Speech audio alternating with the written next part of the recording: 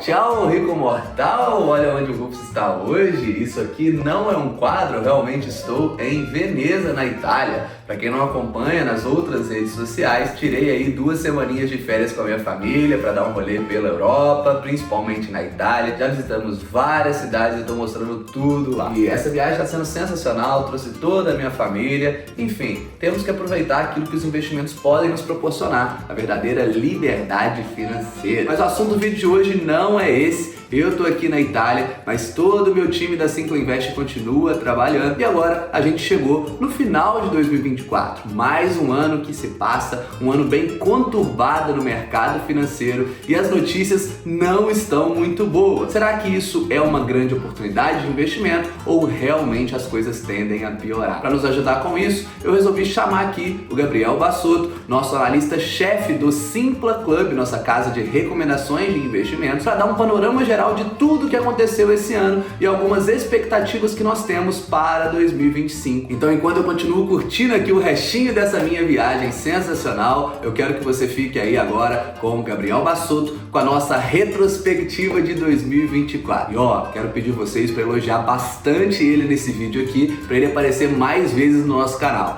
Combinado? Então fique aí com o Gabriel Bassotto. Fala aí, Rufino. Antes de tudo, prazerzaço estar aqui. Muito obrigado pelo convite. Com certeza a gente tem muito assunto para falar nessa retrospectiva de 2024. Mas vamos combinar o seguinte, hein? Ano que vem a gente tem que fazer esse vídeo juntos. Você da Europa, mas eu também na Europa, então eu vou te cobrar aí ano que vem, hein? Brincadeiras à parte, Rufino, a gente tem muita coisa para falar. Realmente muitos desafios, né? Muitos altos e baixos que a gente viveu aqui ao longo de 2024.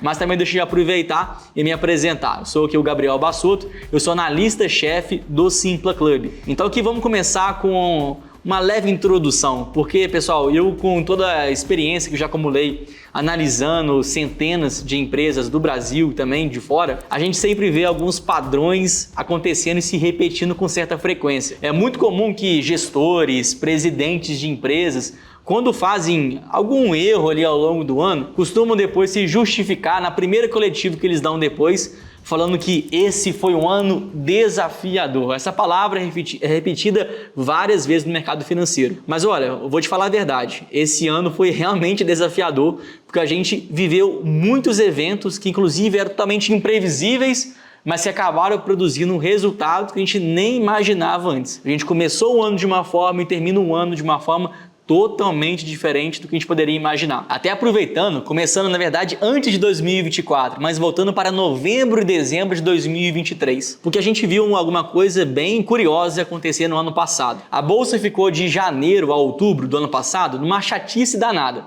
Subiu um pouquinho, caiu um pouquinho, então ficou só andando de lado quase que o ano inteiro. Daí quando chegou novembro, dezembro, deu um grande salto e teve uma valorização de 20% em realmente poucos dias, né? Então a gente chegou no ano de 2024 com esse otimismo. Poxa, terminou o ano tão bem, então agora vamos deslanchar, né? Vamos aproveitar aqui que a bolsa é daqui para cima. E não foi bem assim que as coisas aconteceram. Então, aproveitando aqui, trazendo um pouco do sentimento do mercado em janeiro, eu peguei o primeiro boletim do Banco Central sobre as expectativas que o mercado tinha para o ano de 2024. E em 5 de janeiro, a primeira vez que o boletim Focus foi divulgado aqui no Brasil, tinha uma projeção de que a gente iria terminar esse ano de 2024 com uma taxa Selic de 9%. Mas a verdade é outra, né? Agora que já passou até mesmo da última reunião do Banco Central aqui esse ano, a gente sabe que a taxa Selic vai terminar em 12,25%. Bom, mas aqui eu trouxe 2 fotografias, né? Do começo do ano e agora do final do ano. Vamos agora entender o que aconteceu entre uma data e outra. Esse sentimento de maior euforia começou a acontecer principalmente nos Estados Unidos. Por lá, a gente estava tendo uma economia muito aquecida, muito forte, e consequentemente a inflação estava acima da meta. Mas no finalzinho do ano passado e no começo desse ano, a gente já teve os primeiros dados que de fato a economia americana já estava se desacelerando, o que seria crucial para a gente ter uma virada no ciclo. Os Estados Unidos, que estavam então com uma inflação alta, em juros altos, poderiam então agora ter uma inflação baixa e, consequentemente, iniciar o corte de juros. E a gente sabe que os juros é muito sensível para o comportamento da bolsa. Então, quanto menores os juros estiverem, maior tende a ser a bolsa de valores. Então, ter uma inflação controlando seria o gatilho inicial para que a bolsa começasse a andar com mais força. E junto com esse movimento de desaceleração da economia, a gente também começou a entender um pouco mais a dinâmica das guerras, porque envolvia países bem sensíveis, né? Países que impactam muito a questão geopolítica a nível global. Por exemplo, se a guerra entre Israel, Hamas, Irã tivesse proporções maiores, isso poderia levar a gente a uma inflação global realmente muito acentuada. Mas não foi o que aconteceu, por sorte. Então, a gente ter uma desaceleração das economias, ainda aliado com guerras que ficaram mais locais e não produziram inflação, isso novamente começou a soltar a bolsa de valores, sabendo que a gente poderia viver com juros menores nos Estados Unidos, sendo a economia mãe para todo mundo. E além desses eventos econômicos e geopolíticos, a gente também está imerso agora em outro contexto que parece ganhar cada vez mais força e relevância na discussão global. O avanço da inteligência artificial. Começou já há alguns anos atrás, é verdade, mas a inteligência artificial era uma coisa um tanto quanto imprevisível. A gente não sabe de fato qual que vai ser a relevância dela para o mundo e para as empresas. Até onde a inteligência artificial pode chegar. Mas é fato que a gente está só no começo, só na pontinha desse iceberg. E algumas empresas já conseguiram, estão conseguindo ainda surfar muito bem esse período. A gente pode ter que relembrar nessa retrospectiva do caso da Nvidia, o caso da Tesla, o caso do Facebook. Inclusive o Facebook também está entre as maiores valorizações esse ano, inclusive já teve recomendação de compra dentro do Simpla Club. Então quem estava dentro do Simpla Club com certeza aproveitou muito bem dessa oportunidade. Então as maiores empresas do mundo conseguiram surfar, conseguiram liderar esse movimento de inteligência artificial. Então em boa parte do ano, o que a gente pôde ver é a Bolsa Americana renovando recordes, as máximas históricas toda hora sendo ultrapassadas e guiadas principalmente pelas 7 magníficas, que assim como o mercado aborda, assim como o mercado classifica, as 7 maiores empresas do mundo, que estão todas elas nos Estados Unidos. Então junta inflação baixa, guerras mais localizadas, sem espalhar para o mundo inteiro, mais inteligência artificial, com certeza a Bolsa Americana estava vivendo um momento de muita euforia. E continuando ainda nos Estados Unidos, um outro grande evento aconteceu por lá. A eleição dos Estados Unidos, até um certo momento, a gente tinha como certo a disputa entre Trump e também o Joe Biden. Mas por causa do evento do tiro no Trump, o Trump acabou ganhando uma relevância muito maior. E a probabilidade dele ganhar, que já era relevante, ficou ainda maior. Então, nesse meio do caminho, sabendo que o Biden não teria força suficiente para disputar com o Trump, quem entrou no lugar foi a Kamala Harris. Então, isso movimentou os Estados Unidos e o mundo inteiro por pelo menos 3, 4 meses, toda hora sendo focalizada a disputa da eleição. Acabou então que o Trump foi eleito e logo mais ele está assumindo como novo presidente dos Estados Unidos, e o Trump tem uma agenda muito clara do que ele pretende e que provavelmente vai executar, tanto no aspecto político, geopolítico, mas também econômico, o que inclusive também acabou repercutindo em algumas altas significativas que nós vimos em alguns ativos da Bolsa de Valores. A primeira agenda do Trump que a gente pode destacar está aqui na parte econômica. Ele tem sido muito incisivo em destacar que ele quer fazer muitos cortes de gastos. Ele tem visto que os Estados Unidos está tendo déficit fiscal gigantesco, está gastando quase 6% do PIB somente para manter o funcionamento do Estado, o que nisso acabou gerando muitas ineficiências. Então o Trump vem com uma agenda muito clara de cortar gastos do governo e, consequentemente, ele gastando menos, também vai precisar arrecadar menos. Ou seja, a consequência que nós teremos é uma queda na taxa de impostos que as empresas americanas vão pagar. Hoje, as empresas americanas pagam ao redor de 21% de imposto de renda. É uma tarifa média, quando a gente compara com o Brasil, que está aí 28%, até mesmo mais, mas ainda assim um pouquinho maior do que alguns outros países que hoje estão mais abertos ao mercado. Mas ainda assim, 21% está talvez entre a média dos países desenvolvidos. E ainda assim, os Estados Unidos crescendo muito, mesmo com juros em 21%. Agora, a proposta do Trump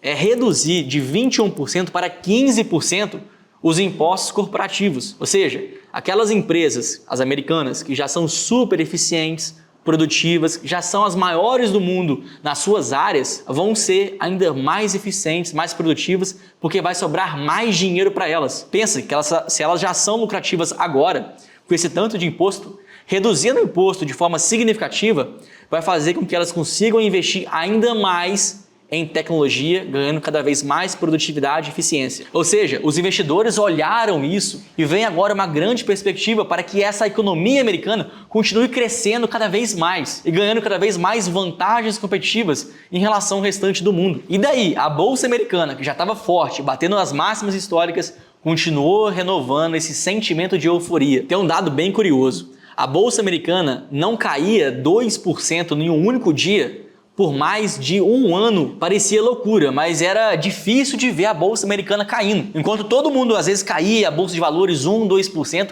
a bolsa americana não caía nessa mesma magnitude, porque tinha um ar de euforia, de otimismo realmente muito exacerbado. E inclusive não foram só as empresas americanas que surfaram muito bem essa onda, não. O Trump foi eleito com uma base muito forte, ele até mesmo adaptou muito bem seu discurso para atrair apoiadores do Bitcoin. E agora, inclusive, dividindo um pouco das tarefas do governo com Elon Musk, que também é um grande defensor das criptomoedas, fez com um grande rally esse ano. O Bitcoin esse ano teve uma valorização expressiva e chegou inclusive a superar pela primeira vez na história a barreira de 100 mil dólares. E junto com todo esse discurso de criptomoedas, de Bitcoin, até mesmo algumas casas gestoras dos Estados Unidos começaram a se posicionar a favor das criptomoedas. Então juntou um discurso mais aberto, uma narrativa mais forte, com mais dinheiro sendo injetado nesse mercado, daí realmente o Bitcoin acabou batendo recordes também sucessivos. E o terceiro ponto que a gente pode destacar da agenda do Trump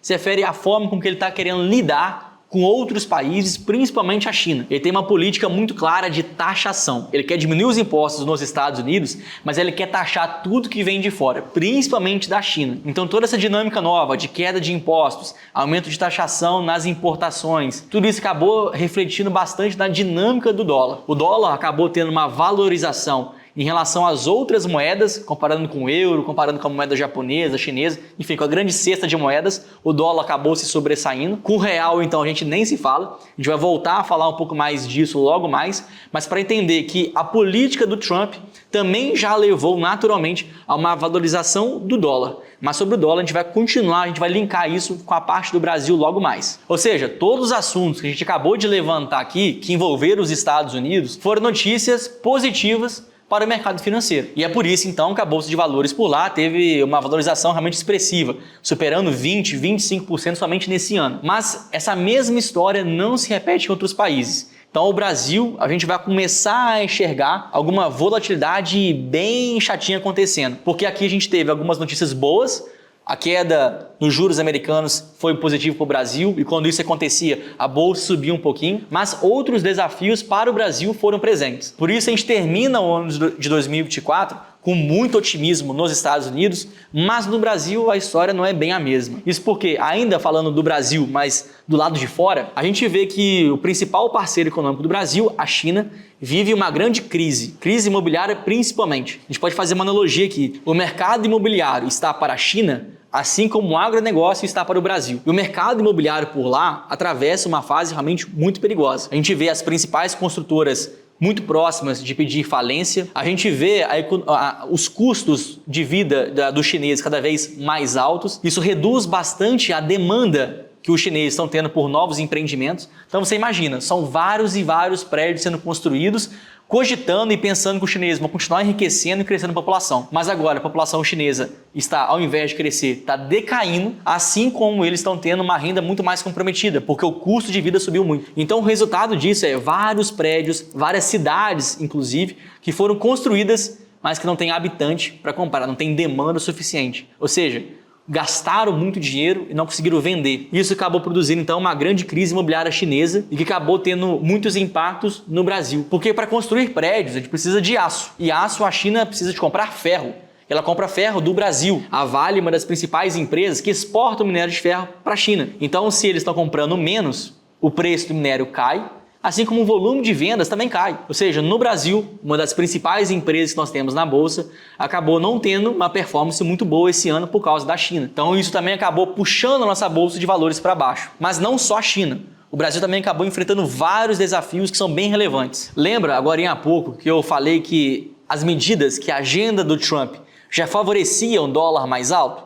Pois é, agora a gente vai juntar isso com um problema no Brasil. O Brasil começou o ano já com grande desafio. Na verdade, desde o ano passado, quando a equipe econômica do governo fez o arcabouço fiscal. E que nesse arcabouço fiscal, basicamente, a gente pode fazer uma analogia com as famílias. Uma família só está saudável financeiramente quando a gente ganha mais do que a gente gasta. Com o governo é a mesma coisa. Mas, historicamente, o nosso governo gasta mais do que arrecada. Então, a todo ano que passa, a gente estava aumentando nossa dívida para justamente bancar os nossos excessos que nós cometemos. Só que, com uma dívida cada vez maior, fica cada vez mais perigoso investir no Brasil. Pensa no seu caso. Você emprestaria o seu dinheiro para algum amigo que tenha fama de caloteiro? Obviamente que não. Para o governo é a mesma coisa. Nenhum investidor estrangeiro que tem lá bilhões e bilhões de dólares não vai querer aportar no Brasil, sabendo que o Brasil está tendo problemas de dívida. Então nós tínhamos um desafio muito claro: fazer o Brasil ajeitar, ajustar as suas contas a ponto de ter um déficit zerado. Ou seja, tudo que nós arrecadamos vai ser tudo que nós gastamos. Não vamos gastar mais do que nós arrecadamos. Essa era a grande missão para esse ano. Mas é verdade que o próprio governo não foi tão à risca, não teve tanta responsabilidade fiscal. E nós aumentamos muito forte as nossas despesas. As nossas despesas cresceram muito mais do que a nossa arrecadação. Por várias vezes foi discutido sobre como aumentar os impostos no Brasil e de fato aumentou muito a arrecadação. Os impostos aumentaram muito. O empresariado, as empresas já ficaram muito sufocadas, mas as nossas despesas cresceram ainda mais, muito acima da inflação. E por que isso é tão relevante? Volta naquela mesma história. Se a gente está tendo um déficit fiscal, gastando mais do que nós arrecadamos, nós continuamos a aumentar a nossa dívida. E quando a gente olha essa mesma perspectiva até o final da década, por exemplo, a gente vai colocar o Brasil com quase 100% da dívida em relação ao PIB. Para a gente ter uma ideia, hoje o Brasil já é um país mais endividado do que a média dos seus pares. Os pares que são países em desenvolvimento, países emergentes. Mas o Brasil, nessa mesma trajetória que está seguindo agora, vai ter o mesmo nível de dívida de países desenvolvidos, países que são hoje muito mais protegidos do que nós. Então não faz o menor sentido o Brasil continuar nessa trajetória de endividamento. Ou seja, o gringo, o investidor que olha para o Brasil começa a pensar: poxa vida, se esse país está aumentando o risco, eu vou querer tirar meu dinheiro de lá. Então começou a ter retirada de dólar do Brasil. Quando você retira dólar daqui, o que acontece? O dólar sobe. Então mais um efeito que faz o dólar subir. Mas não paramos por aqui. Lembra que eu acabei de falar que a nossa despesa subiu em taxas altas, superando inclusive a própria inflação? Pois é, isso mostra que o nosso governo está gastando mais. Então o consumo do governo, os gastos do governo, o tanto que o governo está injetando de dinheiro na nossa economia está aumentando. Então o nosso PIB está até crescendo bem. O Brasil vai crescer em PIB a 3% em relação ao ano passado. Parece um crescimento muito forte, de fato é um crescimento forte, mas ele é um crescimento insustentável, porque isso está vindo apenas com gasto do governo. O governo não tem dinheiro infinito. Então quando você está colocando muito dinheiro na economia, o que também você gera? Inflação. Os preços sobem. O preço da picanha sobe, o preço do combustível sobe, os preços das coisas aumentam. E o que você precisa fazer para controlar a inflação? Para não deixar que a inflação suba, você aumenta os juros. Então por isso, lembra lá que eu falei lá no começo do ano, quando a gente tinha ali uma certa previsibilidade de que a taxa Selic ia terminar em 9% em 2024? Pois é, durante alguns meses a gente imaginava isso. Logo depois viu que a situação não estava tão bonitinha assim. Então, ao invés de cortar juros, a gente pensou que ia ficar pelo menos estável, não ia ter nem corte, mas também não ia ter aumento. Mas a situação continuou a se deteriorar. E nesse caso, a gente precisou voltar a aumentar os juros. E terminamos então o ano em 12,25%. E já está bem claro que para 2025 a gente vai ter mais alguns aumentos, podendo terminar muito próximo de 15% ao ano. Então vamos lá. Voltando para o desempenho da Bolsa de Valores. A Bolsa americana voando o ano inteiro, que realmente tinha uma narrativa, um discurso muito forte. A Bolsa brasileira já decepcionou. Ela começou o ano também tendo boas perspectivas, corte de juros no Brasil, nos Estados Unidos, inflação em controle, mas não foi bem assim. Porque nesse meio do percurso, ela encontrou uma crise na China, ela encontrou uma inflação que estava no Brasil mais forte, ela precisou lidar com os juros mais altos, o que fez então com que a nossa Bolsa de Valores decepcionasse. Pode ser que ela termine até mesmo no 0 a 0 esse ano, mas é verdade que a gente poderia ter ido muito além disso, acompanhando os demais países desenvolvidos. Para a gente ter uma ideia, isso aqui é uma comparação difícil, mas a Bolsa da Argentina está subindo quase 70%, enquanto que no Brasil está quase que no 0 a 0 e ainda assim com uma grande volatilidade. Mas sendo bem sincero aqui com vocês, eu não quero terminar esse vídeo aqui sendo pessimista, até porque eu acredito que o Brasil hoje já chegou em um patamar tão descontado, tão desacreditado, que a nossa régua é muito baixa. O governo precisa fazer um ajuste fiscal, até porque a missão de todo governo é se reeleger. Isso não é do governo atual. Todos os governos querem se reeleger. Então, para ele gastar dinheiro lá em 2026, na próxima eleição que for acontecer, ele tem que colocar dinheiro na economia. É assim que ele vai ser reeleito. Só que se continuar dessa forma, ele não vai ter dinheiro lá na frente. Ou seja, o governo, até mesmo para anseios próprios, para anseio de reeleição, pensando pela óptica do poder, o governo precisa fazer algum ajuste fiscal para sobrar algum dinheiro para 2026. Só que o nosso mercado está com um sentimento muito baixo. O mercado inteiro no Brasil está pessimista. Então olha só, pessoal, a nossa régua está baixa. Então olha só, você que está assistindo aqui esse vídeo, está talvez um pouco preocupado com o Brasil, com a Bolsa de Valores, com os fundos imobiliários, com as ações. Calma lá. Hoje o Brasil já está sendo precificado em um ambiente caótico. E nós não estamos em crise assim. Se continuar por muitos anos, podemos talvez entrar em uma crise. Mas hoje ainda não. Ou seja, qualquer medida, qualquer ajuste fiscal, qualquer reforma que fizer, com o objetivo de responsabilidade, vai fazer com que a nossa Bolsa de Valores já suba. Porque a régua está muito embaixo. A gente sempre estava esperando alguma coisa acontecer e sempre estava vindo abaixo das expectativas. Mas essa expectativa foi ficando cada vez menor, que hoje qualquer coisinha que a gente fizer, não precisa ser ótima, qualquer coisinha mediana que a gente entregar já é o suficiente para a Bolsa de Valores subir. E nessa parte macroeconômica, a única forma que nós temos de nos proteger é através da diversificação da carteira. Então você que está aqui assistindo aqui agora, saiba o seguinte, se você tem o seu patrimônio totalmente concentrado no Brasil,